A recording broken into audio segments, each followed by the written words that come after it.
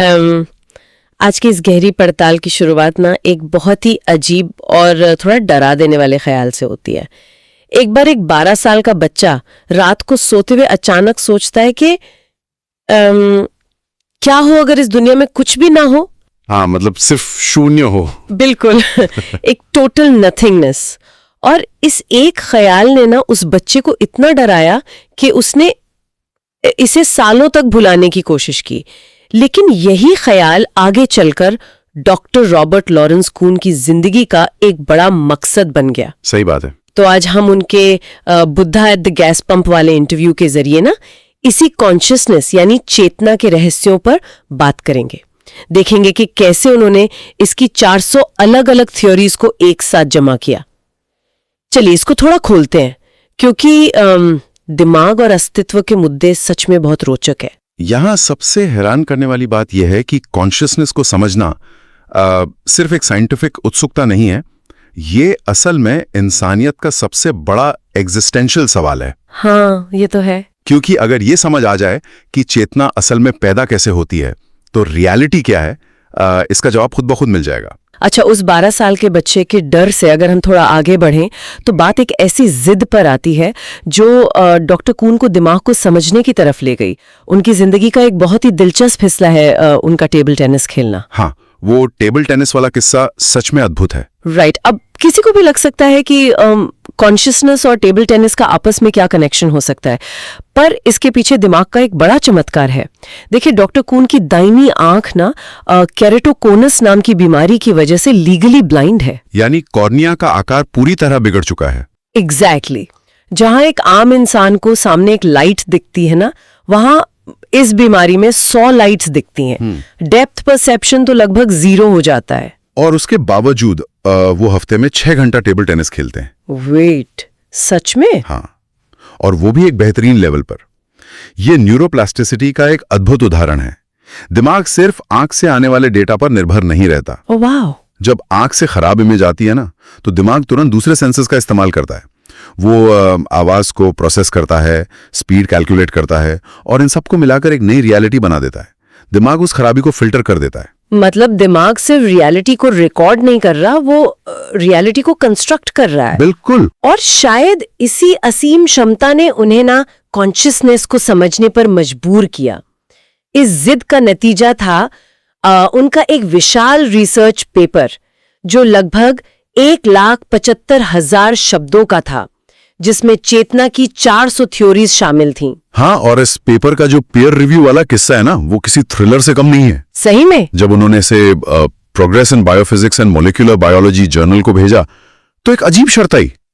Reviewer ने कहा कि इसमें से फिलोसॉफिकल और थियोलॉजिकल थ्योरीज हटा दी जाएं। क्योंकि साइंस जर्नल के लिए तो लोग यही सोचते हैं ना कि फिलॉसफी का क्या काम। हाँ, उनका तर्क था कि इन नॉन साइंटिफिक बातों से कोई लेना देना नहीं होना चाहिए। पर डॉक्टर कून ने साफ इनकार कर दिया। उनका इनकार करना बनता भी था। उन्होंने एपिस्टेमोलॉजी और ऑन्टोलॉजी के आधार पर सभी थ्योरीज को बराबर रखा था।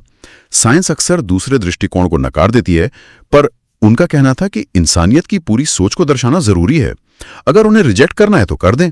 और आखिरकार जर्नल को बिना एक शब्द काटे वो पेपर छापना पड़ा। ये बिल्कुल वैसा है जैसे कोई डिटेक्टिव किसी बड़े केस को सॉल्व करते वक्त किसी भी सबूत को अनदेखा ना करे, चाहे वो सबूत कितना भी अजीब क्यों ना हो। सही एनालॉजी है। एक डिटेक्टिव हर एंगल देखता है। लेकिन जब 400 अलग अलग थ्योरीज मौजूद हों तो एक बुनियादी सवाल खड़ा होता है, आखिर लोग किस चीज को डिफाइन करने की कोशिश कर रहे हैं।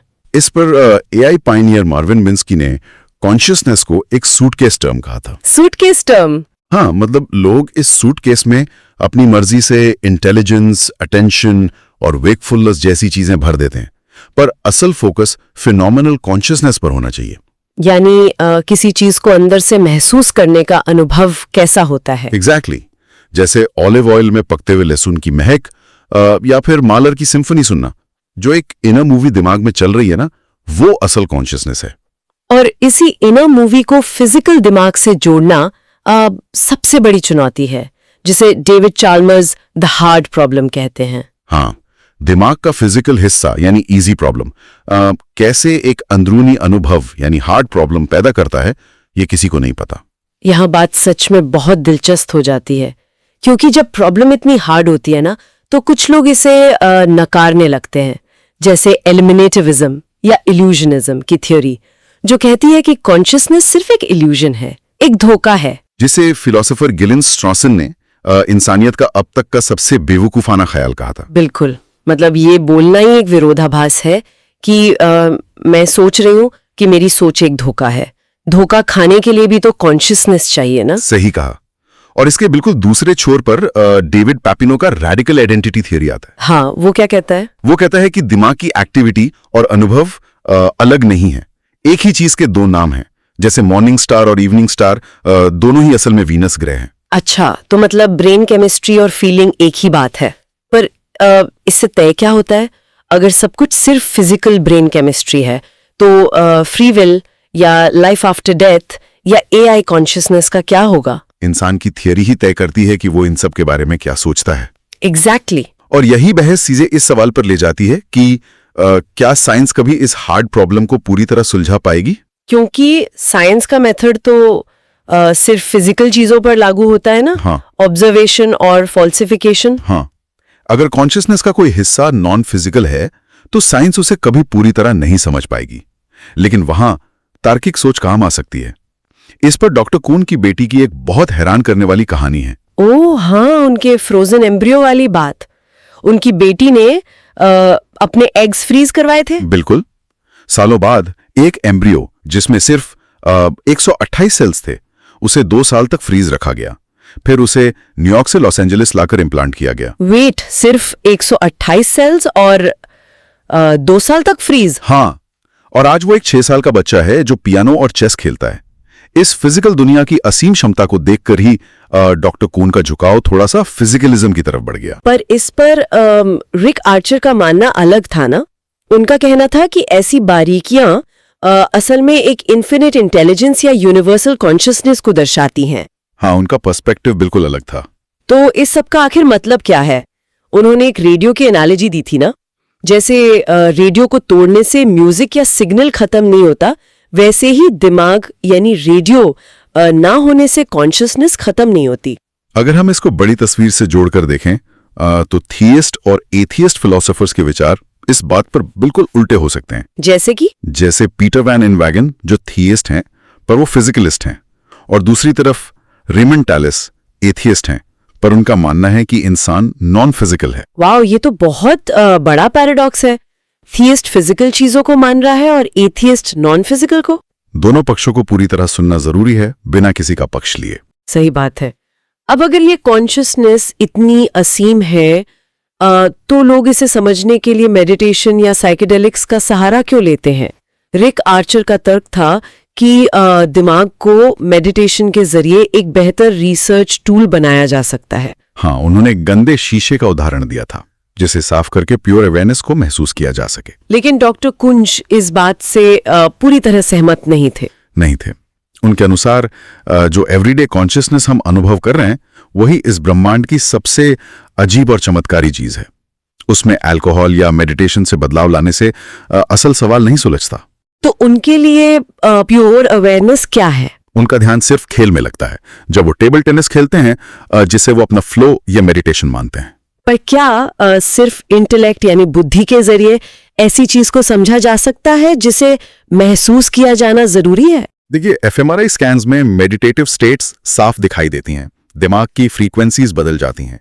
लेकिन कून का मानना है कि बिना कंटेंट के प्योर अवेयरनेस सिर्फ एक कॉन्सेप्चुअल समझ भी हो सकती है। दोनों ही दृष्टिकोण अपने आप में वैलिड है। इस लंबी और गहरी चर्चा का अंत एक ऐसी बात से होता है जो दुनिया को जोड़ती है, चाहे उनकी थ्योरी कुछ भी हो। डॉक्टर कून ने अपने शो पर एक ऑब्जर्वेशन शेयर किया था। हाँ, उनके शो पर दुनिया भर से लोग आते हैं।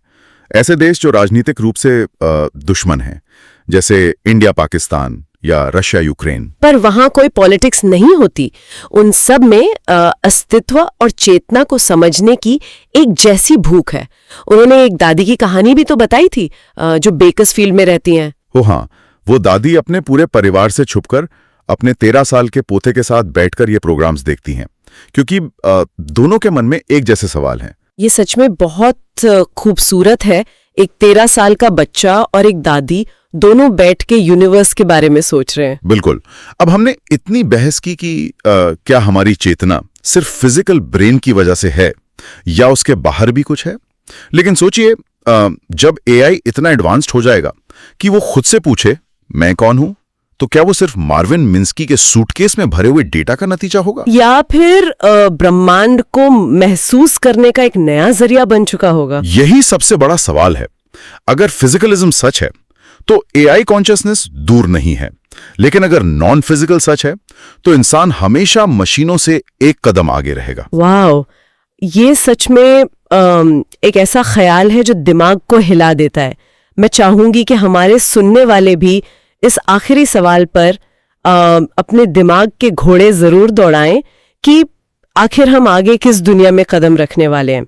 आज के इस सफर में हमारे साथ रहने के लिए बहुत बहुत शुक्रिया।